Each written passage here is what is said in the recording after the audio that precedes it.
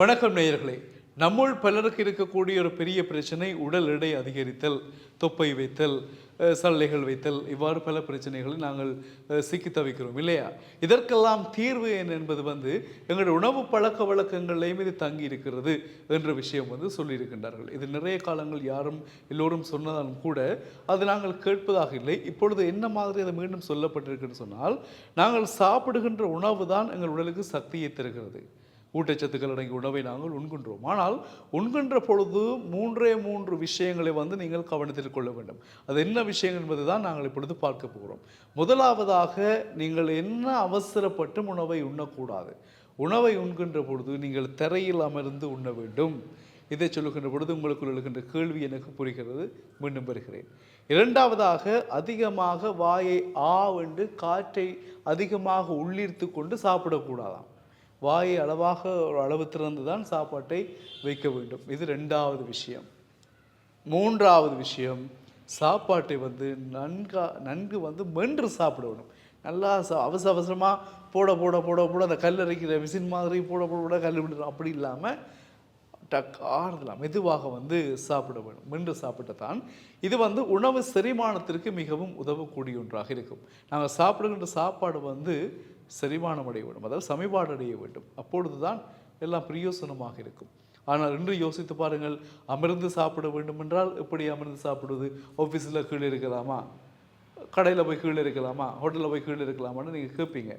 ஆனால் ஒன்றும் செய்ய முடியாது. அதுதான் வழி. ஏன்னு சொன்னால், நீங்கள் அமர்ந்து சாப்பிடுகின்ற பொழுது, நீங்கள் குனிந்து சாப்பிடுகின்ற பொழுது உங்கள் வயிற்றுக்கு அளவான உணவை நீங்கள் உட்கொள்வீர்கள், அதிகமான உணவை எடுக்க மாட்டீர்கள்.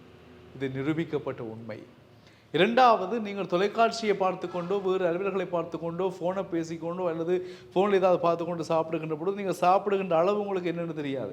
அப்படியே இருக்கிறது எல்லாத்தையும் அப்படியே சிரித்து பார்த்து சாப்பிடுவோம் இல்லையா? அப்போ அளவு என்பது ஒரு மாறுபாடான பிரச்சனையாக இருக்கும். அதுவும் உங்கள் உடல் எடை அதிகரிக்க காரணமாகும். மூன்றாவது, அப்படியே டிவியை பார்த்துட்டு மடியில் அப்படி காலுக்கு மேலே இன்னொரு சேரில் காலை போட்டுக்கொண்டு இன்னொரு சேரில் இருந்து கொண்டு அப்படியே தூக்கி இதெல்லாம் பிழையான விஷயம்.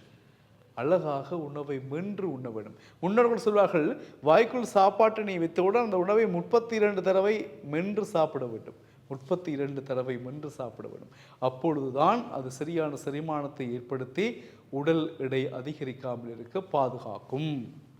அப்போ ஒருக்கா வைக்கிற உணவு 32 தடவை நாங்கள் மென்று சாப்பிட்டா யோசிச்சு பாருங்கள், ஒரு 5 பிடியை வச்சோம்னாலும் கிட்டத்தட்ட 150 எவ்வளோ நேரம் எடுக்கணும் யோசிச்சு பாருங்கள். என்ன காரணம்? அப்போ தான் நீ காணும்னுட்டு எழுப்பி போவேன். டக்கு வைக்கலாம்னா நிறைய சாப்பிட்றோம் இல்லையா? அப்போ கொஞ்சமாக சாப்பிட்டா தான் உடல் எடை அதிகரிக்கும், அழகாக இருக்கும், தேவையான ஊட்டச்சத்துக்களை நாங்கள் பெற்றுக்கொள்ளலாம். எனவே உடல் எடையை குறைப்பதற்கு இந்த 3 விஷயங்களையும் நீங்கள் ட்ரை பண்ணி பாருங்கள். நிச்சயமாக வெற்றி கிடைக்கும். முதல்ல கீழே அமர்ந்து சாப்பிட்டு பாருங்கள். தொலைக்காட்சி பார்க்காம, நடந்து சாப்பிடாமல், அப்படி சாப்பிடாமல். ரெண்டாவது மென்று சாப்பிட வேணும், ஆறுதல். அடுத்தது, வாயை மூடி பெரிதாக திறக்காமல் ஓரளவு திறந்து கொண்டு வாய்க்குள் உணவை அளவாக வைக்கணும். அப்படியே ஆண்டு வைக்கக்கூடாது.